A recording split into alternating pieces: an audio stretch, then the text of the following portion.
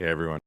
Welcome to the No Guts, No Galaxy podcast number 174. We are your hosts, Daeron and Phil. Today is Wednesday, July 17th, 2019. And here we are. Here we are again. Welcome, Phil. How you doing, man? I'm doing well, man. Yeah. It's been really hot and humid down here. I had a race this past weekend up in Pennsylvania. I ran up and down mountains and picked up heavy stuff, and yeah, it was quite intense. So I'm recovering from that, but other than that, I'm doing well. So can't complain. Yeah. Hot and humid in North Carolina, and I assume it is hot.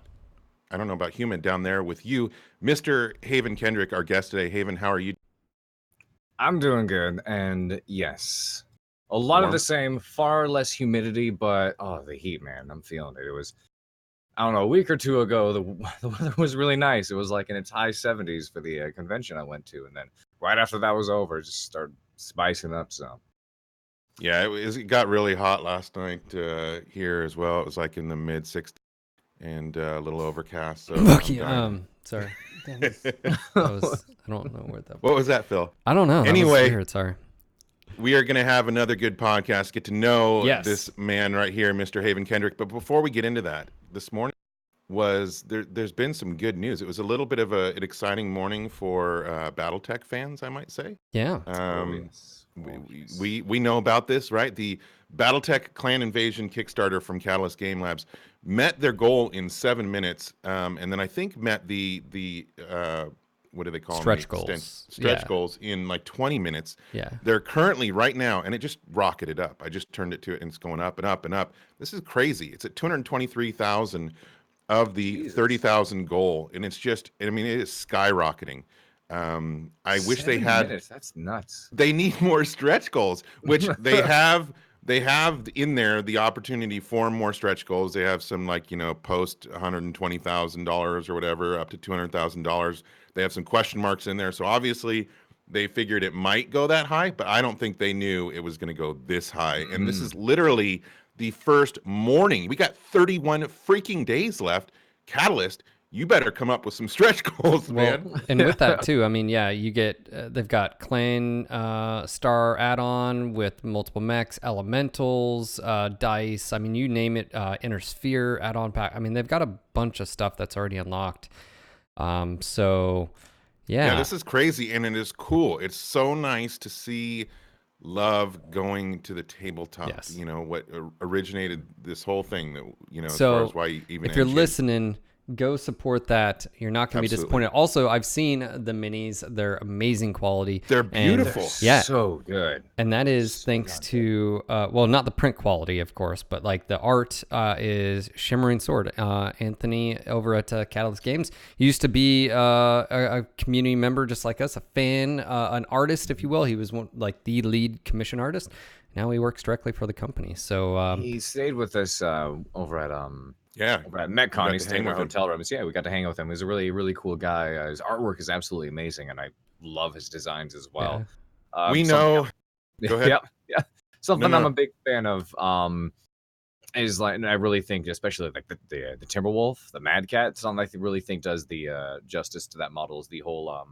I've always liked how the bottom half of the leg is kind of like on the outside of the top half. I felt like that always done a lot for the models as opposed to being these just straight lined up legs. So I'm so glad they did that again because that's my favorite look. Yeah, we know the best mech artist, the best Battletech mech artist, I think, of all time, and we're blessed to be a part of this era. It's cool. The stretch goals. There's like clan insignia dice that were added. Some battle armor. The minis are awesome. The minis that I like, obviously, are the Inner Sphere that were unlocked at 100,000, and that includes the Marauder, the Archer, the Valkyrie, and the Stinger. Beautiful freaking minis. I 100% suggest if you have any interest in the tabletop, go and support Catalyst right now. Let's just take this to $1 million, man. Let's show them that there's still love for this tabletop. Yeah, and I wouldn't be surprised if it gets there, but I think it just sort of shows, like, especially with the evolution of the art, it brings people back too. I mean, because looks don't matter. I mean, we say that, but in this case, I think it totally matters. matters. You know, so it's size, it doesn't matter, Phil. Yeah, is that what it is? Well, anyways, but yeah, anyways, go check it out if you haven't. We'll have the link in the description below. But our guest today, Haven Kendrick, how you doing, man? How is life? Well, before we get into his life, let's also mention that if you are interested in Haven Kendrick, you can catch him at twitch.tv/Haven Kendrick. I should say /Haven_Kendrick, twitter.com/Kendrick Haven, and youtube.com/Haven Kendrick. So basically, all plays on the Haven and the Kendrick. Depends on where you put it in underscores. Anyway, check him out. We'll put those links in the show notes. And he is always entertaining, always a blast to watch, to listen to. He's got an amazing voice, amazing look. He's got amazing style. He is worth your while. An amazing chin, cheekbones, eyebrows, hair, eyes, ears, shoulders. I mean, where are we going with this? So back to what you were saying, Phil. Haven, who? This is the elevator pitch part. So in just a couple minutes, a few minutes, tell us who Haven Kendrick is. Tell us why we should watch you on twitch.tv/Haven_Kendrick. Sounds good. I've been streaming for about a little over 2 years now. Started off with MechWarrior, got into it completely as a hobby. Like, it'll be fun to just dabble in this, whatever it is. And I took off with this character that I created, Haven Kendrick, and had a whole helmet mask for it, which came off, recently. I'm pretty sure most all of you know that. But it's been an amazing adventure so far. And I decided to make a bit of a career out of it, and it's been great. I'm not so much a pro player as a lot of the people who do MechWarrior or other games tend to be. I'm definitely good at what I do. I'm not shabby at the game, but I'd like to say most of what I do is solely based on just entertainment value, content, being energetic and screaming at people, and occasionally taking up the arms as a quote unquote commander and leading folks in the battle, and usually winning when we do that. Usually, you can only lead a potato so far. I've been up against that. Whenever I drop against you, I'm always like, shit, because I know you're gonna rally them. So it's not always. Not always. Well, I know, but I don't know. Like, I probably have like a good 30% win loss against you, because I never know. I never know if it's gonna be like he's gonna be like, all right, guys, we're gonna just charge right down the middle. If you see Sean, he's dead. All right, find Sean. Yeah, right. Like, Sean. I'm like, oh gosh, like yeah. So. Well, no matter what, if somebody takes control of a team, there's a better chance for that team to succeed. Oh, yeah. Now, Phil, and I know sometimes, Phil, you stream a lot, you take control a lot, but sometimes, and I know you'll admit it, sometimes you're just lazy. But then when you see Haven across the other, and you don't want to take control, because that does take effort. You have to, basically herd cats or whatever when you're doing solo drops. Herd potatoes. Yeah, potatoes. And so threatening to get field executions. So do you ever just go, oh, Haven's over there, that means I've got to freaking rally the troops? Well, yeah, no. He is. This is what I do. And Haven, I don't know if you knew this already. I say go after, like, if I see Haven, he's primary target. If I see Proton, he's primary target. And I'm always like, guys, you need to take Proton down. You don't kill him, he's going to kill half your team, and we're going to lose. Like, you have to focus down, because communication, and even if I die, and I don't know if you do this, Haven, like, even if I still drop call, like, when I'm spectating someone, because no one else will do it. So I'm just like, I do that too. Yeah. I just have to say Alpha, Bravo, Charlie, blah, blah, blah. And it's, it's that easy. It may not seem very difficult, but just letting people know, like, hey, Alpha, left torso open or whatever. But so Phil, do you remember when Haven first showed up on the scene? Because I feel like that's what it was. Like, hey, there's this guy out there calling matches, and that was like the first thing. It was, well, okay. First, it was, wow, this voice. And then second, it was, this voice is commanding and people are listening to him. Yeah. And that was that, it's hard for me to remember exactly when I first noticed him, but that's what it was all about, was that there's this guy out there that it seems really cool, good voice, and he's leading the team. And most of the time the team's listening. And yeah, that's how you kind of appeared on the scene. Exactly. It was a lot of fun to do that, for sure, which we still like to do. A lot of times I find that, especially on streams, sometimes things, when I interact with chat, tend to spiral into something else quite often. But I still do enjoy my fair share of quote unquote Battletech roleplay when we're doing matches, and taking charge when I can. Well, it's good stuff. Go I ahead. think for me, I mean, and I guess go into, a few observations is, positivity is really important. Can you speak on that as far as like, what does it do for you? And then what do you think it does for your channel? Oh, the positivity stuff. I mean, I can go like deep into that kind of thing. Like, just like as a whole, what being positive does for people and does for the channel as well. I mean, I know a lot of people who like to discuss or share problems or do things like that too much, and I feel like it's not so much something that stream is meant for. I feel like somebody's stream or spending time playing games with someone is supposed to be the kind of place where you go to relax, hang out, kind of take the coat of all the crap you deal with all day and hang out up on the wall and just have a good time. But especially when it comes to the game, I just do my best to, which actually is one of the reasons I've solely avoided competitive, because like I'm decent at the game by far. I'm not shabby at what I do. You're certainly above average. I avoid competitive intentionally because like I've considered it, but I'm like, I don't want to start stressing over this game. I don't want it to become something where like if I don't win, that's bad.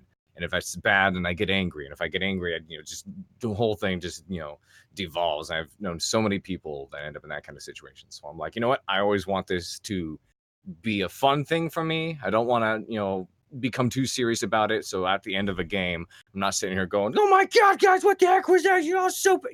So I'd be saying, "Hey, good try, guys. Better luck next time." Yeah. So. Yeah. I always put myself I try to put myself in the position of the viewer, which is, why are they here hanging out? Are they here to hear me rage? Are they here to hear me bitch? Do they just want to hang out and have? And I agree, most of the time it's a distraction for all of us, and we want to have fun. I'm not a part of the rage culture anyway. I don't really connect with that. But yeah, I like the general attitude in your community very much, and it's just a good place to hang out. Cool. So now, go ahead. They've been wonderful. It's been an amazing trip so far, and you have a great community that loves you, and that's another thing. When you find a streamer, you can really quickly tell, basically the character of that streamer, their value, by how much their community appreciates them, and you have a very loyal and happy community. Now, we talked about obviously your intro to MWO, kind of a little bit how we first saw you, but who else are you? In other words, I know you have interest in sound design. Right. I know you have some interest in anime and cons and the shows you go to. Can you go into a little bit of that? Who else are you besides who we see when you're streaming MWO? I do way too much. I mean, good for you. I've become a bit of a, like, aside from just like, my personal life and personal details, I've become a bit of an open book when it comes to stream. I'm not ashamed of who I am, what I like to do, so I, share that with people as much as possible. I'm a, big anime fan. I love going to conventions, stuff like that. Voice actor. A lot of people know stuff that I've voiced, and there's stuff that I haven't voiced that I haven't told, or that I have voiced that I haven't told people about because it goes under my real name. But and then the whole sound design thing, like you mentioned as well. There's just my problem right now, honestly, is there's just too much I'm trying to do, too much I'm involving myself in.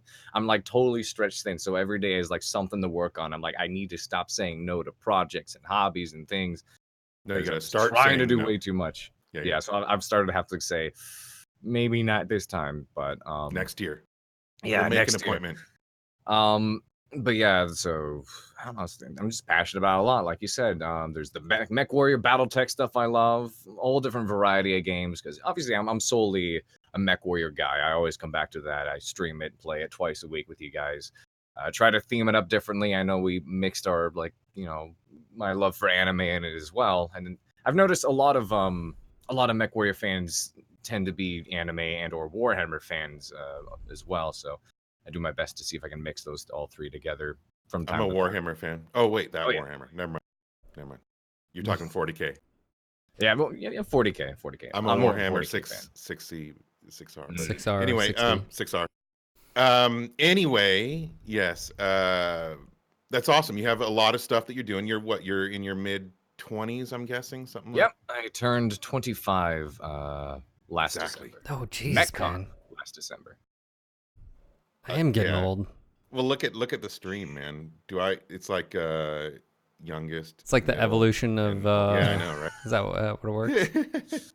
This is you in 10 years. This is you in 20 years. God, I would never wish that on either one of you. But anyway, that is cool. You're definitely a fun person to be around. I can only imagine what you're like at all those cons. So, you were a lot of fun at. I got a question. You know, we mentioned the voice acting stuff. I think a lot of people listening, or at least me, that's a part of your stream that's really entertaining. Like, you obviously the voice stuff. We can get in the character as far as like Lance Commander and other stuff, but like, were you a little kid that used to do like voices all the time, and that's where you got it, or was this a recent sort of thing? It was. I mean, always did, toyed around a little bit with voices and doing stuff. I think a lot of that came out of me just growing up with my brothers and honestly just making like the weirdest noises around each other. And out of that, we kind of were able to figure out, I can make that weird noise or going, and like turn that into a voice. Like, just channel the same thing. It's whatever it is. But I wanted to do a lot of like on camera or stage acting at first. It was when I was in college, like a couple of years back, actually several years back. When I met a lot of people who were in something called the Dub Club. It was like the voice acting club that they had. And I met them, met the professor there and started attending and, doing stuff. And I was like, oh my God, this is so much funner. I'm a lot better at this. And it was just, a bit of an on and off adventure from then on, but definitely buckling down and getting more serious with it now. That's pretty awesome. I'm going to assume that maybe part of your realization that you could do voiceover happened when your voice changed, right? When you got this big commanding deep voice. Did that? Not really. Like, no? Like the first time I really realized that, holy shit, like what the heck is up with my voice was when I was, I want to say like maybe 8th grade. We all like were doing recordings like in class. We're supposed to record ourselves reading something. When I listened back, I was, far less trained and animated and, a little more monotone, but I heard back and I was like, oh my God, is that me? What the heck? When did that happen? Did you like it or did you not like it? I mean, I didn't dislike it. I didn't think much of it. I was just thrown off at the time. I was like, oh, okay, that's the thing. Yeah. So. Most people hate the sound of their own voice. And everybody does. But what I love is that first time people hear their voice. Is that me? That's totally a funny Everybody hates their voice the first time they hear it. It's all a matter of hearing it time and time again to the point where you just get used to it and it doesn't throw you off at all anymore. So you have all kinds of interests. Would you say that there's one particular interest that is like your passion? I mean, if you could do one thing, would it be, be a streamer? Would you be a sound artist? Would you be a voiceover actor? What's your passion if you have one? Or is it just everything? Oh man, that's a tough one. I know. You're asking the hard questions. It's like, would you rather choose one of your children? Which child would you keep? If you could keep your children, if you could keep your eyes, your ears, your mouth, which would you keep? All of the above is totally fine. If you love just definitely all of the above. Yeah. I want to incorporate them all as much as I can. I know streaming and Twitch and things like that is definitely, it's fleeting income, and it's been income, which has been the sole reason I've been able to pursue it as much as I have. And it's been an incredible journey so far. But of course, that's fleeting. It does this. It's not guaranteed at all. One day, everything could tank or, Twitch will eventually have its day. So I wouldn't say it's a long-term business plan, but it's something I would love to keep going as much as possible because it's something I thoroughly enjoy. But in regards to actually making a, unless it suddenly blows up and I get lucky, the primary way I'm going to have to look to making a living for myself is going to be in the voice acting and sound design fields, which both I'm equally as passionate about. I was listening to a guy over at like this big old networking gig thing I went to. He was talking about, a lot of people were trying to figure out what they want to do with their lives. And he says that thing that you willfully stay up till like 4 a.m. just working on just because you like to, that's your passion. That's something you want to do. And I've done that for all of them. So I've heard a lot of actors say, if you can't imagine not acting, then you got to do it. If you can imagine not doing it, don't do it. Exactly. Yeah. It's got to be 100% passion. And I think that goes along with acting in any kind of artistic endeavor, whether it's sound design or Twitch streaming or whatever. It's got to be a passion because it's a very difficult life. Even when you live in Southern California and you're around the epicenter of where that stuff's happening, there's a million people that want to do it. And you just have to absolutely love what you're doing because it's going to be a hard road ahead. Mm-hmm. Well, I mean, about that, I was talking, yeah, because there's so many people who, especially actors, who move to Los Angeles in specific to be here and be involved with acting and all that sort of stuff, and they more typically have training from elsewhere, and they came here to finally get involved. So like 90% of the time, at least, you can ask someone and chances are they'll say, oh, I moved here when I was such and such years old. I moved here, at this point in time. I'm a bit of a rare breed because I was born and raised here, and it's like everyone who's from here wants to get out, but everyone who's not here wants to be here. So it's really, funny enough, when I mention to people, other actors like, oh no, I've been here my whole life, love them, are like, oh wow, that's surprising. Yeah, because you don't meet many of those, funny enough. So, I mean, obviously, you talked about, I mean, you're an entrepreneur. I mean, that's really what a streamer and is, and that you have full control. I mean, I'm not surprised to see the success you've seen in MWO, and as you stream other titles as well, and we'll get to those in a bit. But I'm not surprised. I mean, it sort of comes out. I mean, you've got solid production, you've got the energy, you've got obviously the passion for it as well, but you engage really well with your chat. Yeah, and I feel like sometimes. Yeah, I mean, we all, I mean, we all have our days or whatever, or you just have to ignore like Lee or something in chat. But yeah, so I'm not surprised. I mean, have you thought about? I mean, I know you do play other games, but have you thought about like, hey, long term are you wanting to be like this be your career as far as be a streamer? Like, is that something that you've like pondered on and like came to the conclusion, yes or no, or maybe, or? It definitely is. But again, a lot of that also ties into, how much it's like, how well it's working for me. I know so many people who their entertainment value is God tier, but you just need to get lucky enough to get noticed or have the right community or whatever it is. Like there's some people who you get like that one lucky host from someone like Shroud, and bam, your career is set. Something I like to say is, with success, all things are possible. So while it is something I would love to pursue as a career and sail it as long as I can, it depends obviously on how well it works out for me. Yeah. If it's something I simply just am not, is not being profitable, and I'm making I'm losing a lot, spending my time on it, it's something I'd have to consider cutting back. But I pray it never comes to that, because I thoroughly enjoy it.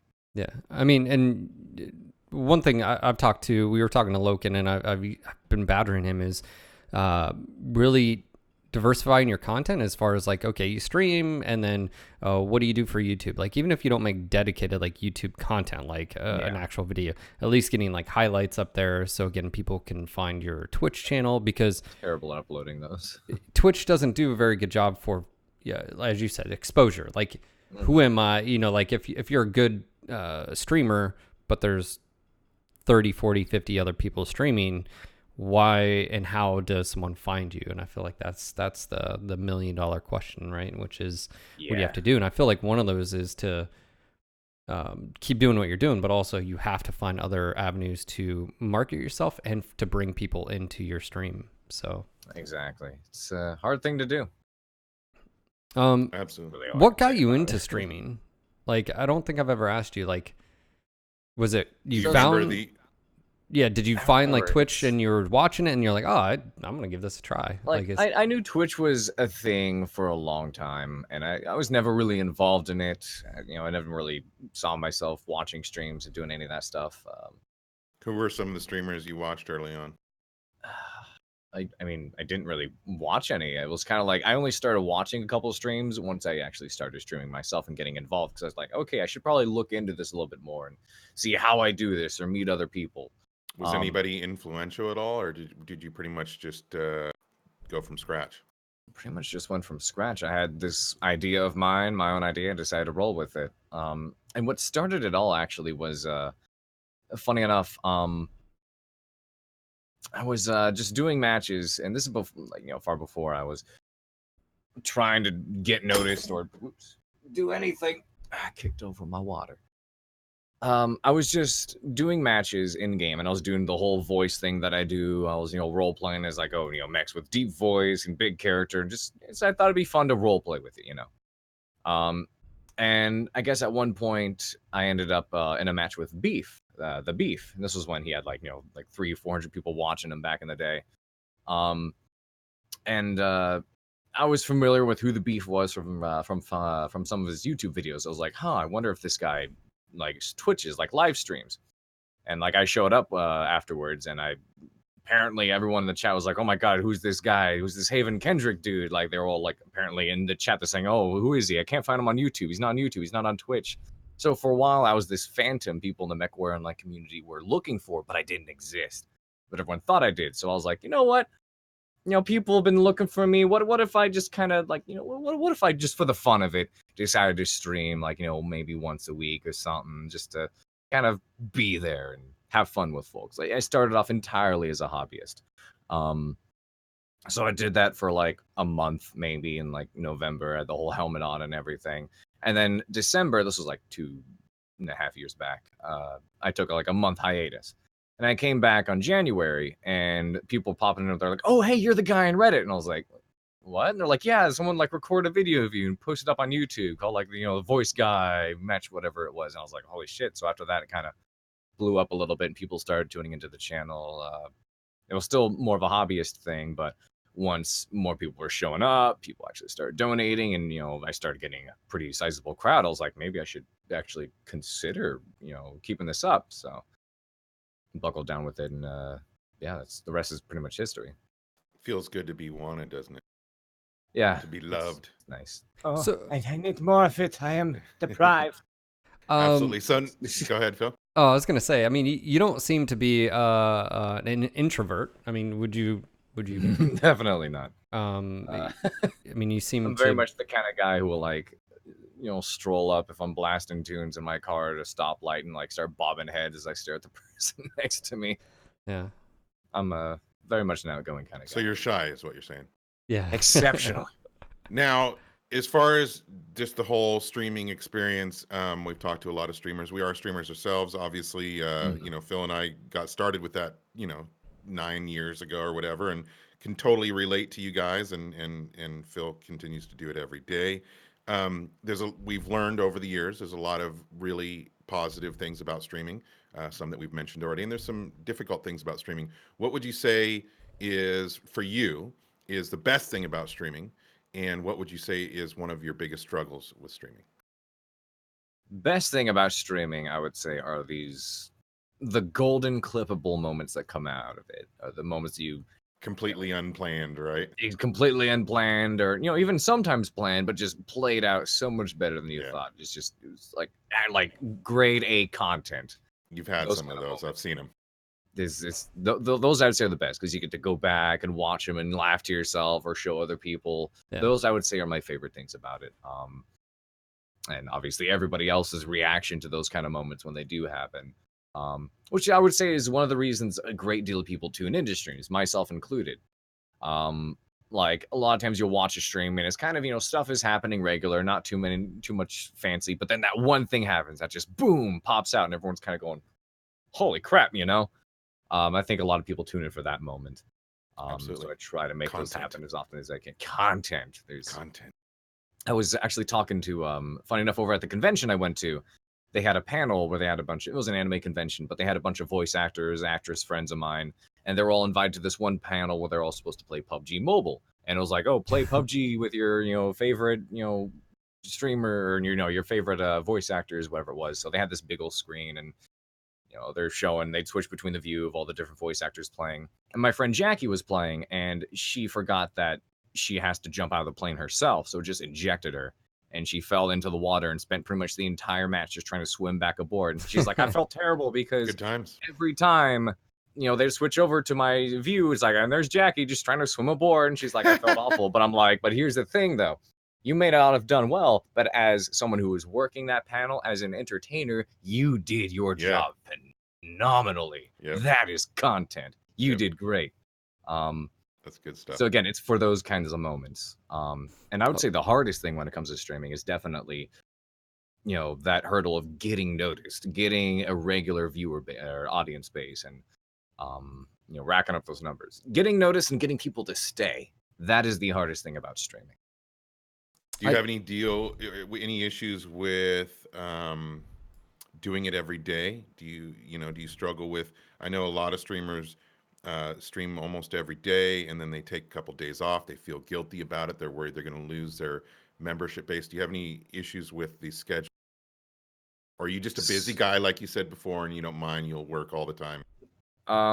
It's the way it works out for me is like because of all the stuff I'm working on, I simply can't stream all day every day. If I was like, one of those, top-notch guys who was racking in, a couple thousand views every time and, several thousand subscribers, whatever it is, that'd be a lot easier to, invest myself in, because obviously I'm getting the most out of it. But because there's all these other passions I have and other, sources of revenue I'm trying to build, I think my stream schedule is about, 3 or 4 times a week. I squeeze in that 4th day if I can. If I don't have anything scheduled, I got the time, I'm sitting at home going, what do I do? I might play something, may as well just stream it, that yeah. kind of thing. Is that how you that's how I feel. Like, I'm like, if I'm gonna be playing a game, I might as well just stream it. Like, exactly. Yeah. 'Cause which is like sorry, go ahead. No, I was gonna say, because like, especially if it's a brand new game, because that's sort of I just started XCOM 2. I've never played any of the XCOM. And guess what? Chat was loving me die all the time. Yeah. And then Darren's like, "You're going to die, clown," on Skype chat. No, I just said, so you're going to get rolled, because he went with his first game. He went with veteran, like he's never played XCOM before.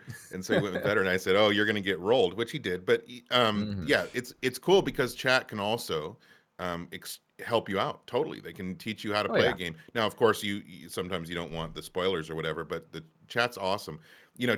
Streaming takes me back to when I was a kid and we'd go play at arcades. I mean, I'd literally play at the arcade every single day, and you'd have 3, 4, 5 of your friends hanging out with you, watching you play video games. You'd switch or whatever.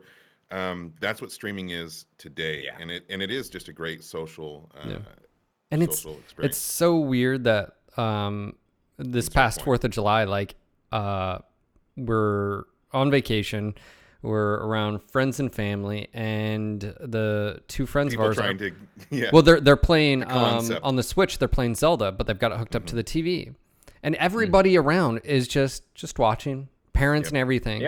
And I look over to my mother-in-law and I'm like, this is what I do. And she looked at me for a second. I was like, the only difference is, instead of you sitting here, you're on your phone or on a computer or on TV at your home. Country. I was like, that's the only difference. And it was sort of like, she was like, huh. I was like, now you're starting, like, it's only taken like 9 years, but yeah. It's oh, sorry, go ahead. No, I was gonna say, so the streaming,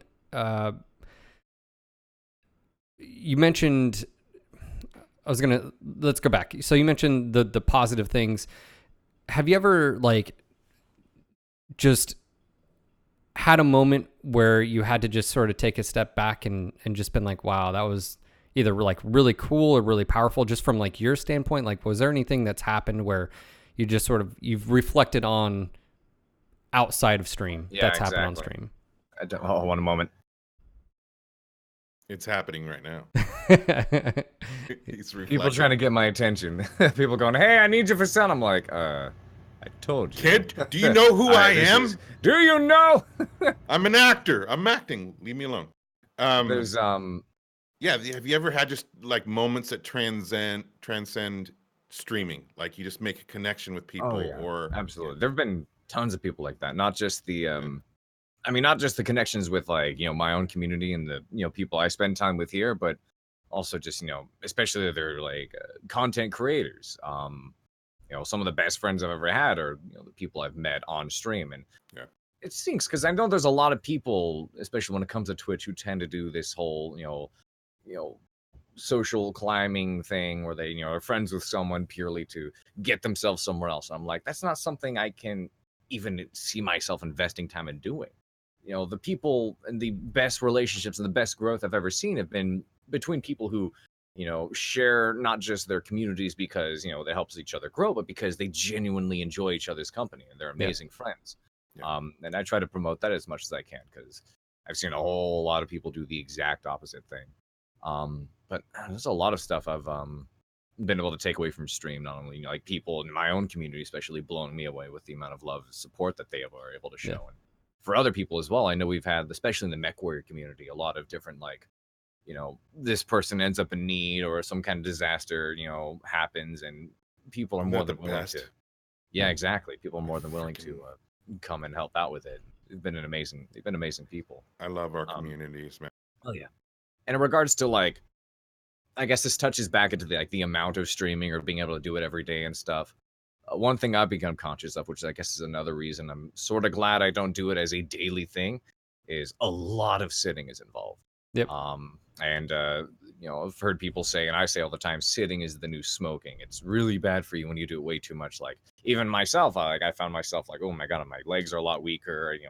My neck's constantly hurting. I'm sitting too much. And so I've made efforts to like be on my feet a lot more. You go to the gym more often, and when I'm not streaming, which even when I'm not streaming, like I'm voice acting and sound design, everything I do for work is like at a computer. So I try to be on my feet as much as possible. So definitely having those days off helps with it. And then especially I would say it's also how you do stream, because a lot of people do it just very casually. Like I mentioned before, you got that like sometimes I have that fourth day I do my stream and it wasn't even planned. I'm not putting on a show. I'm literally just hanging out, chilling, doing my thing, and then talking to chat while I'm doing sound design or playing whatever game it is, and not super uppity or putting on a show.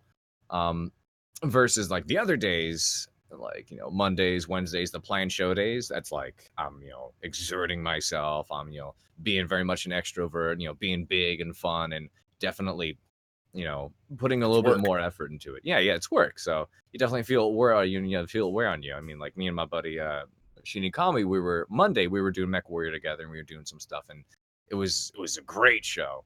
A lot of really funny stuff happened, but we were going big with it the whole time. So towards the end, we were done. We were just like, oh my god, I am pooped. I am wiped. That was exactly why on Monday I raided you.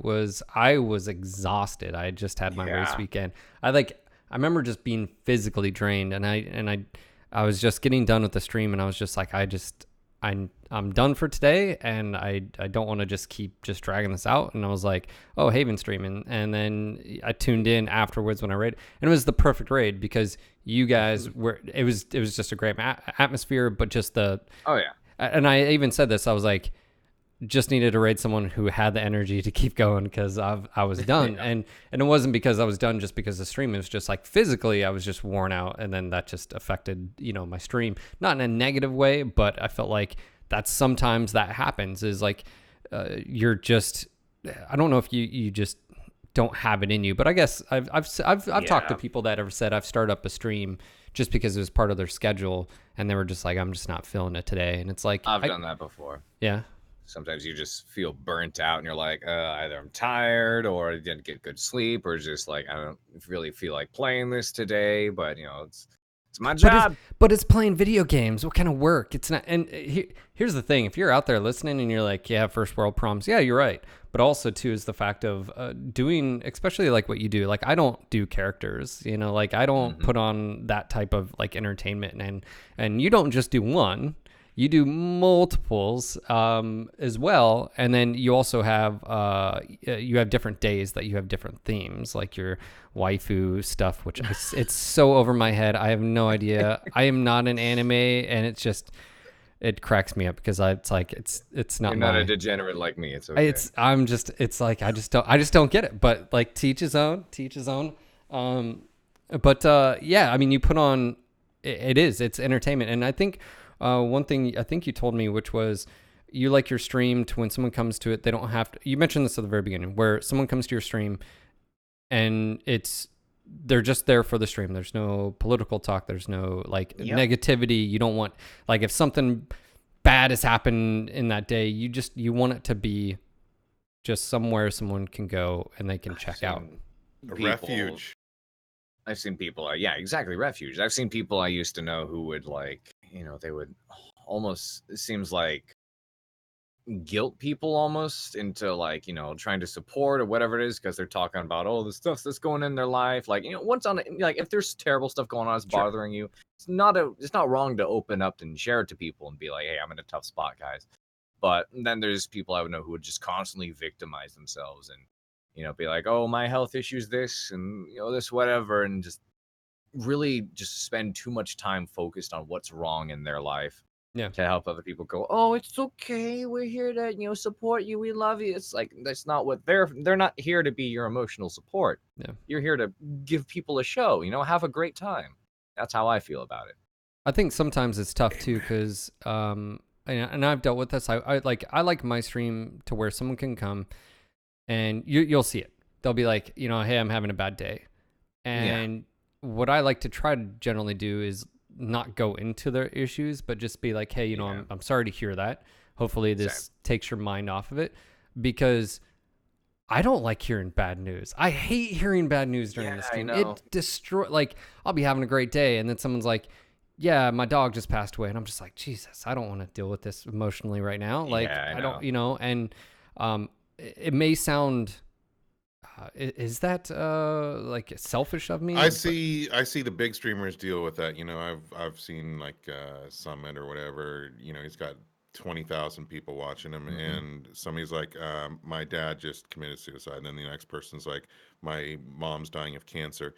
And if, you know, first of all, these are very real issues that everybody's going through, and it's not to make light of those issues in any way whatsoever. There's a lot of people suffering every day in our world, and that sucks. But what we choose to be, obviously everybody streaming doesn't have to have the same outlook or business design or whatever, but what we want to be is a refuge from that, I think. Exactly. And not get too far into and you're it. not a therapist. Yeah, we're not a licensed therapist. That's I think important. I think that's what I was trying to say is, and that's not to discourage anybody listening, and to be like, hey, you know, I need to talk. You want to to share someone. stuff, totally. But yeah, it's not like, I mean, I get that too. I've done that sometimes, be like, oh, I'm having a terrible day. I want to show up with some friends, some people I know, and just be like, hey, having a bad day, guys. You know, I could use some cheering up. Cheer me up. This kind of thing. Yeah, like, hey, cheer me up. Dance, you know, monkey. That's why I'm there, you know, just kind of, you know, relate. But, you know, which I don't mind doing. If someone says, hey, I'm having a bad time, I'll be like, hey, man, you know, thank you so much for being here. I'm glad that despite, you know, I'm very happy, actually, that, you know, given the situation you're in and how you're feeling, my channel and my community is the place you decide to show up and tune into to kind of, you know, get that breath of fresh air that you need, you know, that little break, which is exactly what I'm supposed to be. But I know so many people, and I've, like, especially for fellow broadcasters, time and time again, I've heard these stories of people coming to them in Discord and their communities, and they end up just having to step in as like emotional support. Like, oh my God, this person's coming in, you know, contemplating suicide. Yeah. They're coming to me about it. What the heck do I do? You know, like suddenly this is now my problem and I never wanted it to be. I'm not a therapist. I'm not, you know, built to handle this kind of stuff. Yeah. I would say the only streamer in our community that can maybe be that support is our guest last week, Father Bill. But anyway, we are this is kind of getting a little heavy. Yeah, is it now? So well, Battletech. Let me. I was about to ask you something. Okay, so your negative, which was, or the hardest thing you said was being found. If someone's listening to this, because we have a lot of streamers in MWO and of course Twitch or whatever, that look at streamers like yourself, and you're like, hey, you're always on, you know, when you start streaming, you're always on top. What are a few things, like if you were to tell a streamer who's maybe struggling with that, like they're trying to get affiliate and they can't get it, or they're starting off streaming, is there any just like simple advice you would give them? Other than like the typical, just like be yourself, because I don't think that always applies. I think there is a case to say some of you are horrible people. No. Yeah, what I'm saying is, like, there is one thing to be said of, you can be a character on Twitch. You can do that. Yes. The whole be yourself thing, I feel like the only time, at least that I can think of, that's really good advice is in commercial reads. That's about it. Otherwise, you know, if you need like you know me, I'm not 20. I'm an extroverted guy. I'm, you know, definitely happy and positive and out there and energetic. But I'm not like, oh my God, 24/7 in the day, you know. So I'm definitely amping it up a little bit for you know, the show, which is perfectly normal. But what I like to tell everybody who's getting into streaming or who's interested in streaming is, the first thing I tell them is, do your best to not go in it with a business mindset. Don't go in it with, I'm going to get the viewers, I'm going to make it a career, I'm going to, you know, get partner and affiliate, all that sort of stuff. I tell everybody, which is because, you know, I didn't do that first either. I simply went in to just have fun, have a good time. And it was a hobby thing, like once a week if I can, spare the time. And it just kind of took off from there. And at that point is when I like to say, okay, once it's actually starting to do better and you're gaining some momentum, then you can decide to maybe invest in it a little more seriously, kind of the way I did, because that's what worked for me. In regards to what they stream, like I remember I met someone who they were like, oh, hey, I went to like a boba shop with my backpack and they had a partner thing and they're like, oh, hey, you're a Twitch streamer. Hey, my boyfriend's getting into Twitch streaming as well. And I was like, oh, cool. What's he trying to start off with? And they're like, oh, Fortnite. And I'm like, problem with that is you are a needle in the haystack when it comes to streaming those kinds of games. If you don't already pull like several hundred viewers, nobody's going to find you. Yeah. So I did my best to support the guy. I'd tune in and he was good at the game. And it wasn't that he wasn't entertaining at all. Could have gotten a better mic, but it's not that he was bad at what he did. It's that nobody was watching because, no one could find him. So eventually they got to the point where that just got to his head and, he was like, how do I get more viewers? Because he has that business mindset. And then he started using view bots, at which point he'd lost all of my support. And I was like, yeah, don't do that. So my advice for that would be, again, find a community you can be involved in, somewhere you can get noticed. Stream games that are, big enough that there are people watching it, but not so huge that you are invisible. Yeah. That's very much how MechWarrior was, which is why I would say is one of the reasons, not only reasons that I ended up getting the attention that I did, is because people were able to find me. Yeah. And you set yourself apart. Yeah, by the qualities what we were talking about earlier. And yes. and I say that without, like trying to, blow your head up, but those are those things what we were talking about earlier. Daeron and I have talked about this, is if you watch any stream category and you look at generally speaking, the top 10 streamers there, generally, they usually share similarities as far as like they engage with their chat, there's quality about it, and usually, again, and you don't have to have the best audio quality or video quality out there. It doesn't hurt though. It doesn't hurt, but as far as a new streamer in this context, you don't have to have a $400 microphone. No, but you do need to have a $100 microphone. I agree that you don't have to have the best, but also you don't want to sound like this when you're talking. Yes. Or look all foggy because you have a webcam from 20 years ago. Or whatever. Make sure your OBS is using this mic and not your webcam mic. That's very important. I think there's a minimum level of quality that you need just for people to take you seriously. But yes, absolutely, you don't need the best shit out there because, like I've been using the same stupid mic. Yeah. The only reason I have a $450 mic is because stream isn't the only thing I do. Yeah. Voice acting. Totally. Yep. And tool of the trade, man. And you have the mic I want. I'm so jealous. I want that mic. It's a good mic. Dude, it's been on my Amazon wish list for 2 years.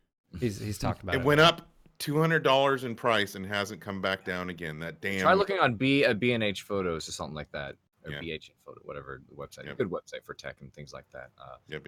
I already had most of this equipment when it comes to like soundproofing and the microphone, and the mixer I had is new, but I had most of the other stuff when I picked up streaming. But the other thing I would definitely say is obviously networking is everything, not just for stream, but for everything else in life, unless you're doing a very simple, got my certificate, now can get hired as a mechanic sort of job.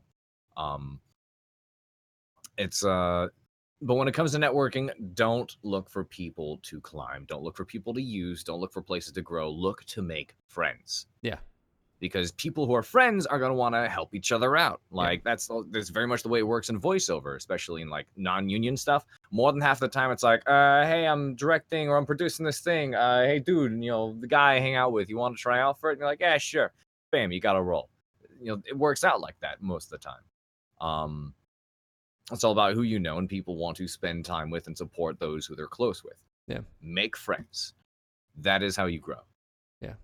And I think absolutely. Another thing with that is just be a good person, and that will attract other people to help you out. Like that's what I look out when I'm watching streams in MWO. If you're just a good person, it's going to show through really quick. And you may not have the best mic, you may not have the best camera or gameplay, whatever.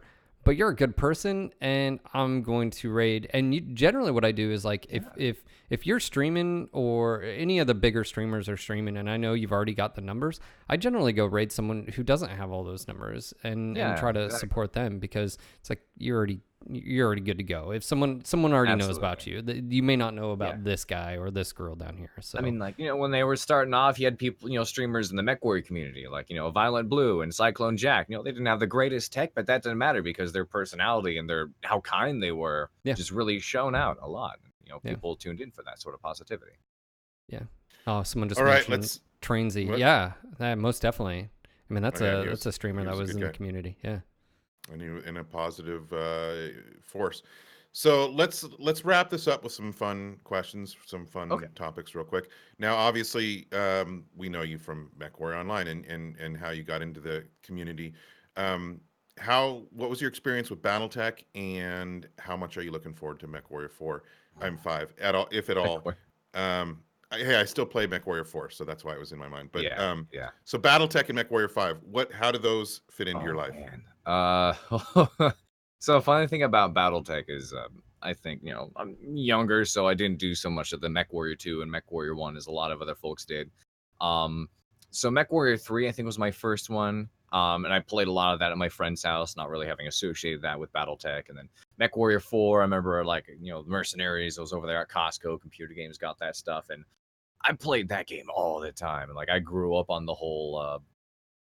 you know, I grew up on. I would always play Solaris. Solaris was my favorite, so I grew up on the Duncan Fisher, which is one of the reasons why. Fast forward a couple years, I got to do voice work next to him. Was just Lars, man, a huge thing for me. I was like, oh my god, isn't that a trip when things that you just never would have imagined? Like, think if you could rewind back to when you were first playing Mech 4, and somebody would say you're going to do voiceover with.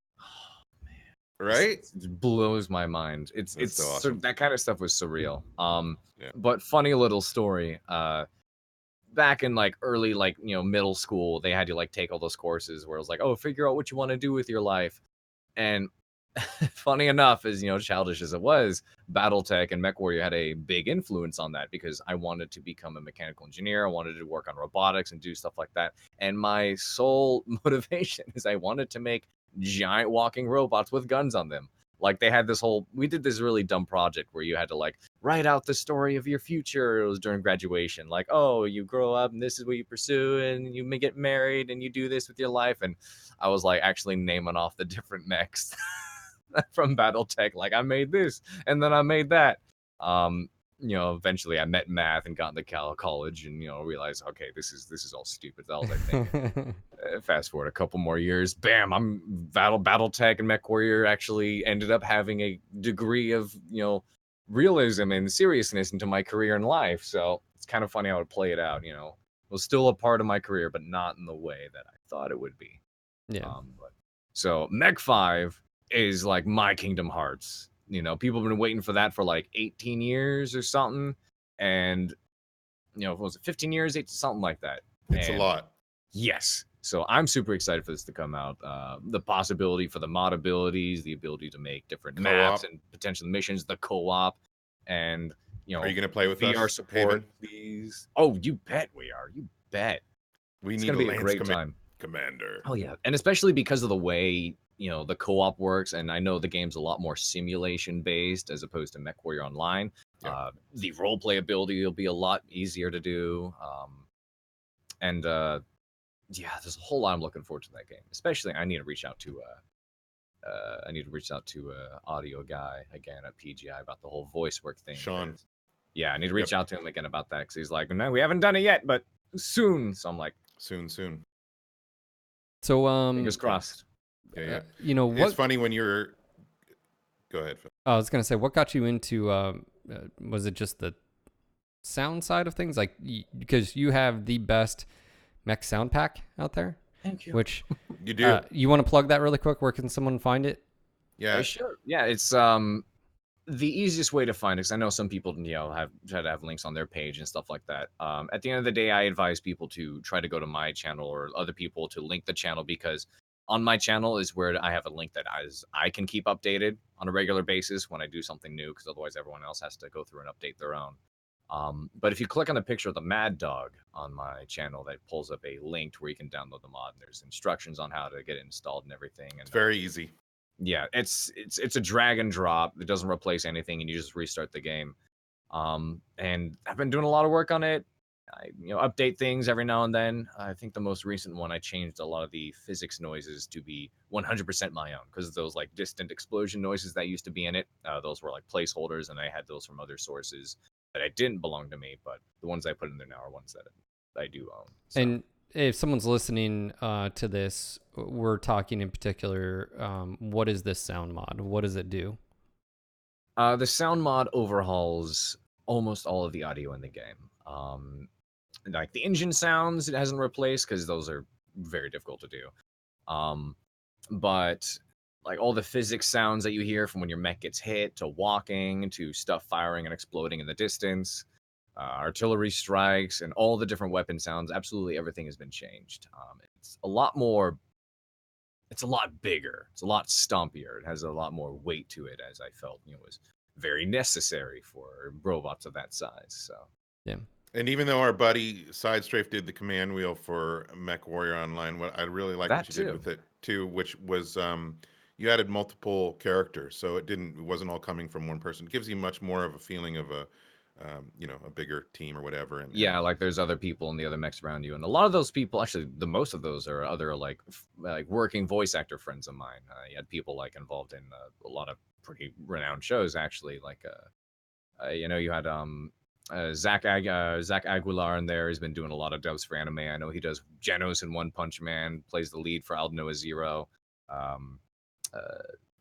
My friend Sean is in it as well. Sean Shiplock. He plays Rivali, like the bird guy in the Breath of the Wild game. He's Subaru and Ray Zero, and been getting a lot of roles. So there's a lot of like, actual voice actors in it. So that's cool, man. Yeah, you're definitely looking forward to Mech 5. It's gonna be interesting. Yeah, because there hasn't been an AMA about the mod scene, and so all we know is, as far as we know, there should be quite a lot of accessibility. I mean, and they've dropped a lot of hits during the AMAs, which, by the way, there is an AMA this Friday. This Friday, Russ is going to be doing on the 19th. Yes. I think it's a just sort of an update. I think it's a general update. Yeah. Yeah, but with the mod scene, I feel like it's so big because they're using Unreal. If the Steam Workshop, and if that's the route they're going, which I believe it is, but with Unreal, you're going to have accessibility to all of the animation and or cinematography tools as well. So there's there's going to be able to make some machinima. I mean, someone could literally create an animated series if they will. I mean, exactly. The sky's the limit, and then of course that's going to require people with voice acting and stuff like that too. So I don't know. It's just very cool. It's going to be interesting seeing what you do with it. It's going to be a lot of fun to work with that. I already mentioned that. Yeah, I do want to mod that as well. And again, I know that it is in Unreal, which by default already has like the possibility for VR kind of built into that, which I'm really, really hoping. I know we had to talk about this earlier, Sean, but I still stand by the whole. I really hope they do add VR support for it, because we don't have lots of full-fledged, full-size VR games. Most things are like, oh, you pay $20, you get this like 30-minute VR experience. There isn't a lot to it versus like a full game like Skyrim or something, which they do have VR for, but we don't have a lot of those. So, especially mech games. We got a couple VR mech games, but again, they're more like these very short experiences and very controller-based or whatever it was. So to have if they do make this VR, there's a whole bunch of people who are investing in VR, and it's becoming a lot bigger. Yeah. The market for it is growing for sure. And if they do have that, this game gets to be known as the go-to mech VR game. I mean, pilot VR games, especially for mechs, is pretty much a no-brainer. I mean, who doesn't want to feel like they're sitting inside a giant mech and actually see and almost feel everything? Yeah. So, if they jump on that, it's the go-to, and that in and of itself will probably bring a whole wave of people into Battletech in and of itself. Yeah, and you can almost think of the mods. I mean, literally, someone could potentially just go down the sim sort of route, and where you have to like know things in the cockpit and flipping switches and pressing buttons and stuff. That would be. I know a lot of people would be digging that. I don't think the masses would, but I definitely think if it's there and there's a niche, someone's gonna do it, right? Exactly. Yeah. So I'm looking forward for that probability, definitely. So Excellent. What other games are you playing right now? Like, what are you enjoying, or is there anything hot? Are you looking forward to like Cyberpunk? What's going on? Cyberpunk's gonna be fun. There's a whole lot of I play a lot of stuff, which is again another one of the reasons I'm like I can't get into competitive with stuff because there's so many people I know who just play and stream one game and almost one game strictly that. Yeah. Like there's people who do like I see them do nothing but like Escape from Tarkov. I see them do nothing but MechWarrior. And as much as I love MechWarrior, I do get burnt out from it time to time, so I have to play other things. So I swap around quite a bit. I play a lot of horror games. I get spooked. It's bad. And obviously we got the MechWarrior. One thing I've actually been enjoying a lot has been PlanetSide 2. Actually, they recently. Oh yeah. Yeah, they recently updated the engine to DirectX 11, which significantly increased the frame rate. So now you can actually be a part of those massive battles on ultra graphics and have 0 frame droppage at whatsoever. Like I recently joined something called the Community Smash, which was really fun to stream because like I was running everybody like myself and everybody else in the team speak through a filter that made it all sound like we are coming through these really like cool sci-fi sounding like battle comms. And it was this big fight where there were 600 plus players and it was only 2 teams instead of the original 3. So it was a massive fight that was going on. And again, all of that was just completely seamless. So I've been having a lot of fun with that.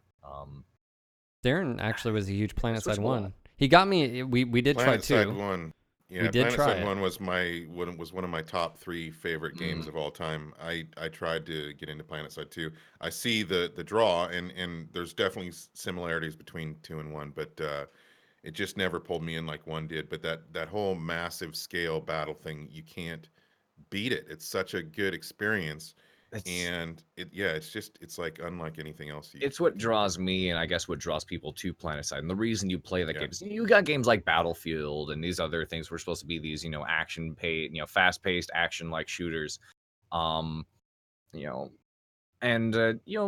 they do that, it's not to the same scale and same degree because you still got like 30 people versus 30 people, and like honestly, like PlanetSide 2 feels like what Star Wars, like Clone Wars battles or Battlefront could have been. Yeah. I'm like, take Warhammer 40K again, like just slap the models on PlanetSide 2. You got what you're looking for. You want a big Star Wars Clone Wars battle, just slap, Star Wars models over that, and bam, you got what you're looking for. I remember the first time I logged in, it took me about 15 minutes to realize, wait a minute, these are all people? I thought half of these people were bots because there's like every kind of projectile flying in the air, tons of people running around. Planes, trains, automobiles, and everything. everything's happening at the same time. It is absolute chaos, and I love it. And I think it's the chaos of war. That's exactly what it is. Yes. It's chaotic. When you have 30 versus 30, whatever, 60 versus 60, there's some chaos in there. But when you have hundreds versus hundreds, you can't. But I feel like we're all in the back of our minds, like, oh, we only have 30v30 right now. Like, it's 2019, but there's trade-offs because networking and speed and blah, blah, blah.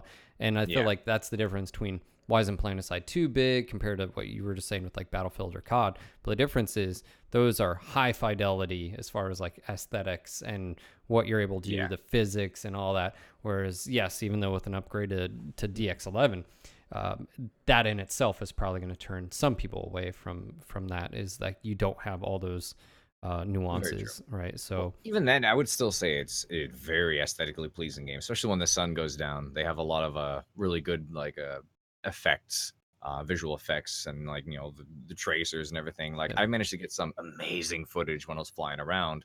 Like I remember I was flying along this ravine, and I passed by a massive column of infantry that all running across this giant plane, shooting rockets and everything, and tracers going everywhere, and it was just so cool looking. But it's definitely an experience unlike any other that I think is definitely worth giving a try. So, have you played much of Battletech, the game by HBS? Tabletop. I have actually played quite a bit of that. Oh no, you're talking about Battletech. Yeah, Battletech. Yeah, I'm sorry. So many Not, Battletech. it's not confusing. Battletech the game. Well, which Battletech are Have we you played talking? BattleTech? Yeah, Which? like not tabletop. Just Well, have you on played the latest expansion? Have you got out there in a Nerby? I haven't gone in there and done that yet for the latest expansion. I played the first one. I've just been so swamped with everything I've been trying to do and keep up with. And I haven't gotten to dive into the urban warfare one yet, but hoping to do that soon. Gotcha. I like that stuff. Like that stuff a lot. Cool. Now, I asked this question specifically of Loken because he was into game design, but I kind of liked asking everybody so far. With all your gaming experience, the interests that you have, if you could sit down and you had all the tools at your disposal, money, a crew, etc. If you could design any game, if it could be Haven Kendrick's ultimate video game, what would you design yourself? Oh man.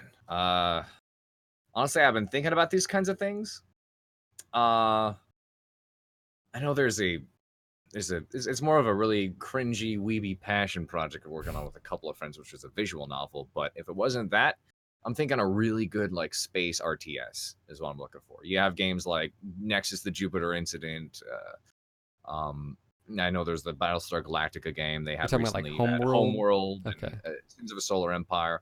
Yeah. Like, kind of take the best stuff about all of these games, come up with your own story, role play elements, and there's a game like concept that I actually had for this kind of thing. It's just a matter of getting the people to work on it and write the whole thing out. But that's, I think, what I would want to do is a really, really fun to play role play based space like RTS with like big ships and stuff.